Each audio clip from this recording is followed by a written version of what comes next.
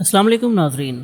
قرآن پاک کی سورہ الانبیاء کی آیت نمبر 71 میں اللہ تعالیٰ فرماتے ہیں، اور ہم ابراہیم علیہ السلام اور لوط علیہ السلام کو بچا کر اس سرزمین کی طرف نکال لے گئے جس میں ہم نے برکتیں رکھی ہیں سب جہان والوں کے لیے۔ یہاں قرآن پاک کی اس آیت کے زمرے میں جس میں اللہ تعالیٰ نے حضرت ابراہیم اور حضرت لوط علیہ السلام کو بچایا، یعنی اس آتش نمرود والے واقعے کے بعد جب انہوں نے ہجرت کی تو وہ کس علاقے میں آباد ہوئے۔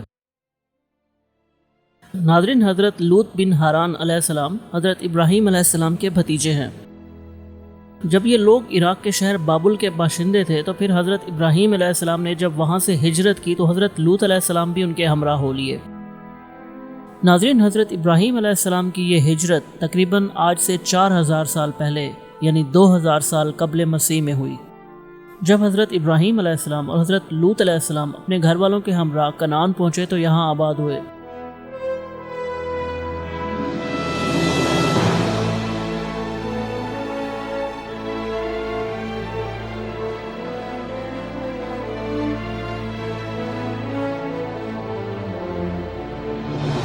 کچھ عرصے کے بعد کنعان میں شدید خشک سالی ہو گئی، جس کی وجہ سے وہاں رہنا مشکل ہو گیا، تو حضرت ابراہیم اور حضرت لوط علیہ السلام نے اپنے گھر والوں کے ساتھ مصر کی طرف ہجرت کرنے کا فیصلہ کیا۔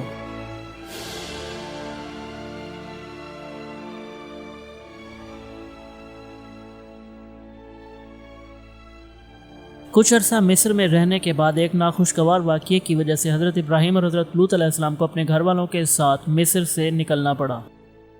مصر سے روانہ ہونے کے بعد حضرت ابراہیم علیہ السلام تو صحرائے نقب میں آباد ہوئے، جبکہ حضرت لوط علیہ السلام اپنے گھر والوں کے ہمراہ بلد الشام کے علاقے سدوم میں جا کر آباد ہو گئے۔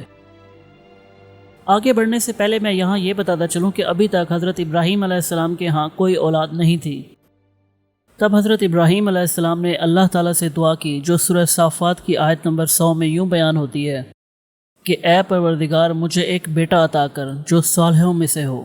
تب ہم نے اسے بشارت دی ایک حلیم الطبع لڑکے کی۔ اس وقت حضرت ابراہیم علیہ السلام کی عمر تقریباً 86 برس تھی اور ان کی کوئی اولاد نہیں تھی۔ تب حضرت سارہ علیہ السلام نے حضرت ابراہیم علیہ السلام کا نکاح حضرت ہاجرہ علیہ السلام سے کروایا۔ تب ان کے ہاں ایک بیٹے کی ولادت ہوئی، حضرت اسماعیل علیہ السلام۔ مختصراً یہ کہ کافی عرصہ گزرنے کے بعد جب حضرت ابراہیم علیہ السلام کی عمر تقریباً 99 سال تھی تب ایک واقعہ پیش آیا، جب ایک دن ان کے ہاں 2 مہمان آئے، جس کا ذکر قرآن پاک کے سورہ ہود میں اللہ تعالیٰ یوں فرماتے ہیں، اور دیکھو حضرت ابراہیم علیہ السلام کے پاس ہمارے پیغامبر خوشخبری لیے ہوئے پہنچے، کہا تم پر سلام ہو۔ ابراہیم علیہ السلام نے جواب دیا تم پر بھی سلام ہو۔ پھر کچھ دیر نہ گزری کہ ابراہیم علیہ السلام ایک بھنا ہوا بچڑا ان کی ضیافت کے لیے لے آئے۔ پھر دیکھا کہ ان لوگوں نے کھانے کی طرف ہاتھ نہیں بڑھائے، تو آپ نے ان میں اجنبیت پائی اور ان کی طرف سے ایک خوف محسوس کیا۔ انہوں نے کہا آپ ڈریے نہیں، اصل میں ہم تو بھیجے گئے ہیں قوم لوط کی طرف۔ اور ابراہیم علیہ السلام کی بیوی بھی کہیں قریب کھڑی تھی تو وہ ہنس پڑی، تو ہم نے اسے بشارت دی حضرت اسحاق علیہ السلام کی، اور حضرت اسحاق علیہ السلام کے بعد حضرت یعقوب علیہ السلام کی۔ وہ بولی ہائے میری کمبختی، کیا اب میرے ہاں اولاد ہوگی جبکہ میں بڑھیا ہو گئی اور یہ میرے میاں بھی بوڑھے ہو چکے؟ یہ تو بڑی عجیب بات ہے۔ فرشتوں نے کہا اللہ کے حکم پر تعجب کرتی ہو؟ ابراہیم کے گھر والوں، تم لوگوں پر تو اللہ کی رحمت اور اس کی برکتیں ہیں، اور یقیناً اللہ نہایت قابل تعریف اور بڑی شان والا ہے۔ پھر جب ابراہیم علیہ السلام کی گھبراہٹ دور ہوئی اور اولاد کی بشارت سے ان کا دل خوش ہو گیا تو انہوں نے قوم لوط کے بارے میں ہم سے جھگڑا شروع کر دیا۔ حقیقت میں ابراہیم علیہ السلام بہت تحمل والے اور نرم دل اور اللہ کی جانب جھکنے والے تھے۔ اس کے بعد حضرت لوط علیہ السلام کی قوم پر عذاب کا واقعہ پیش آیا، جس کا تفصیلاً ذکر ہم انشاءاللہ اپنی آنے والی سیریز قصص الانبیاء میں ضرور کریں گے۔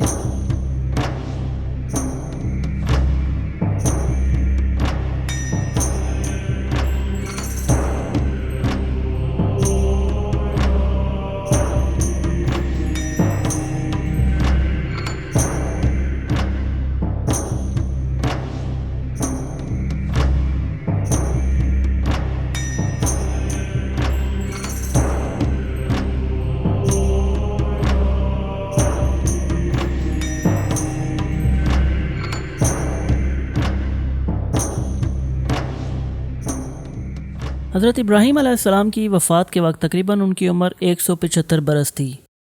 وفات سے پہلے ہی حضرت ابراہیم علیہ السلام نے ایک جگہ اپنے لیے خرید لی تھی جہاں ان کی قبر مبارک بنائی گئی۔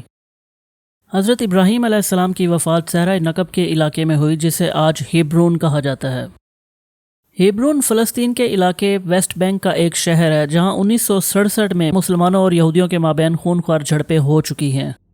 1967 میں ہونے والے ان خونخوار واقعات کا ذکر تو میں آگے چل کر کروں گا، لیکن یہاں ابھی ہم تاریخ میں ہی رہتے ہیں۔ ناظرین، بائبل کی دا بک آف اولڈ ٹیسٹمنٹ یعنی تورات کے چیپٹر جینیسس کے مطابق ایک مرتبہ خدا نے حضرت ابراہیم علیہ السلام سے کہا کہ باہر آؤ اور آسمان میں دیکھو کہ تمہیں کتنے ستارے نظر آتے ہیں، کیا تم انہیں گن سکتے ہو؟ ہاں، میں تمہاری نسل کو اتنا بڑھا دوں گا جتنے تم آسمان پر ستارے دیکھ رہے ہو۔ حضرت ابراہیم علیہ السلام کے بعد حضرت اسحاق علیہ السلام کے بھی ایک بیٹے ہوئے جن کا نام حضرت یعقوب علیہ السلام تھا۔ حضرت یعقوب علیہ السلام بھی اللہ تعالیٰ کے ایک انتہائی برگزیدہ پیغمبر ہیں۔ حضرت یعقوب علیہ السلام کو مسلمان، یہودی اور عیسائی تینوں نبی مانتے ہیں۔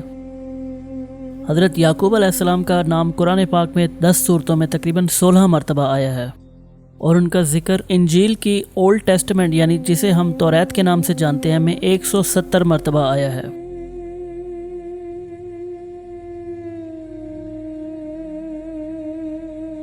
ببلیکل ریفرنسز کے مطابق حضرت یعقوب علیہ السلام نے 4 شادیاں کی اور ان کے 12 بیٹے تھے۔ حضرت یعقوب علیہ السلام کے بیٹے جب بڑے ہوئے تو ان کی اولاد کثیر تعداد میں تھی، اور یوں یہ 12 بیٹے آگے چل کر 12 قبیلوں میں بدل گئے۔ ناظرین، حضرت یعقوب علیہ السلام کے بیٹے حضرت یوسف علیہ السلام سے تو ہم واقف ہیں کہ کس طرح وہ کنعان سے مصر پہنچے اور پھر مصر کے حکمران بنے۔ اسی دوران جب کنعان میں شدید قحط آ گیا تو حضرت یوسف علیہ السلام نے اپنے بھائیوں اور والد سب کو کنعان سے مصر بلا لیا اور یہیں آباد کر لیا، اور یوں یہ خاندان مصر میں پھلنے پھولنے لگے۔ چونکہ حضرت یعقوب علیہ السلام کے تمام بیٹوں کی اولادیں کثیر تعداد میں تھیں اور یہ بڑھتے بڑھتے آبادی کا ایک بہت بڑا حصہ بن گئے،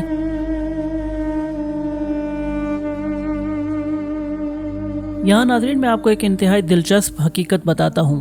ببلیکل ریفرنسز کے مطابق حضرت یعقوب علیہ السلام کا نام جیکب اور ان کا لقب اسرائیل تھا، اور قرآن پاک میں جسے ہم بنی اسرائیل کے نام سے جانتے ہیں وہ در حقیقت ان تمام قبیلوں اور ان تمام لوگوں پر مشتمل ہے جو حضرت یعقوب علیہ السلام کی اولاد میں شامل تھے۔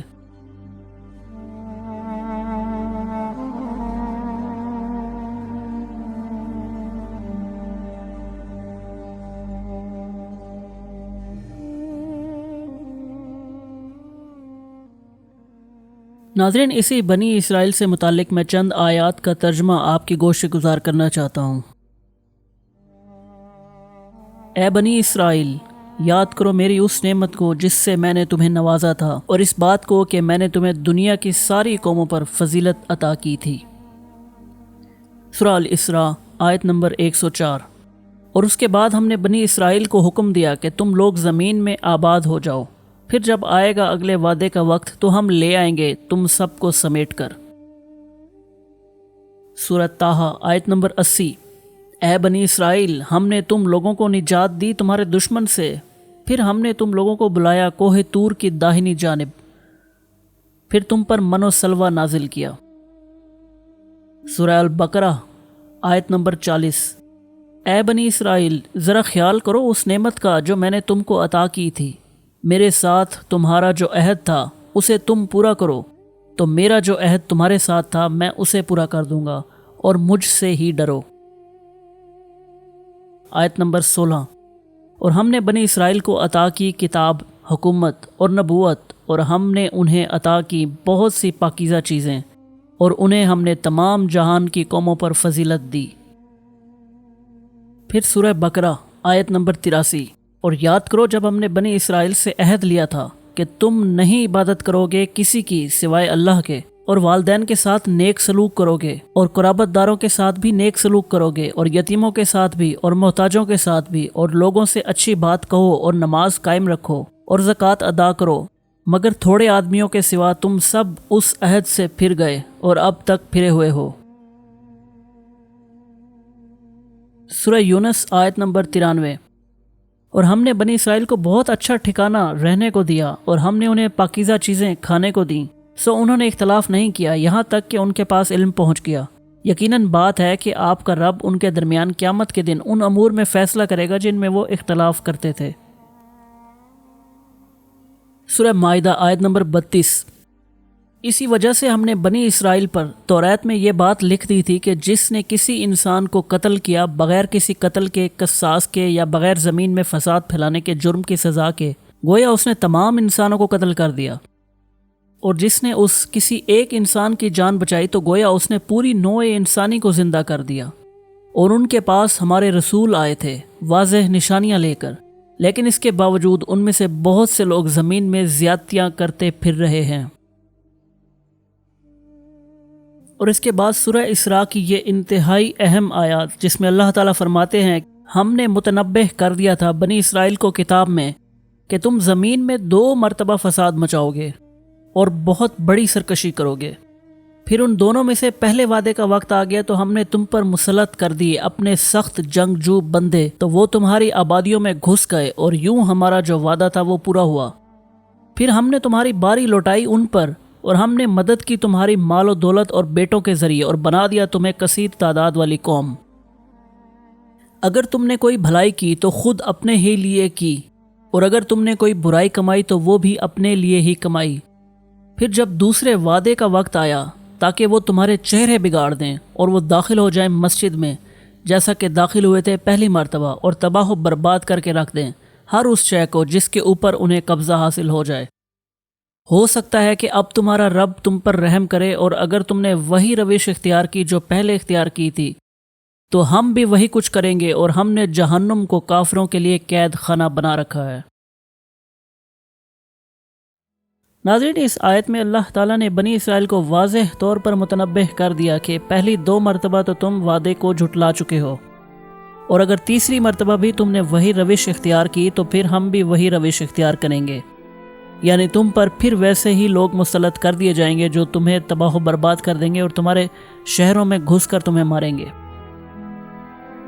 تیسری مرتبہ، وہ وعدہ، وہ ارض مقدس، اور پھر ہیکل سلیمانی کی وہی تیسری تعمیر کا خواب، یعنی the construction of third temple, جس کے لیے یہودی درپے ہیں۔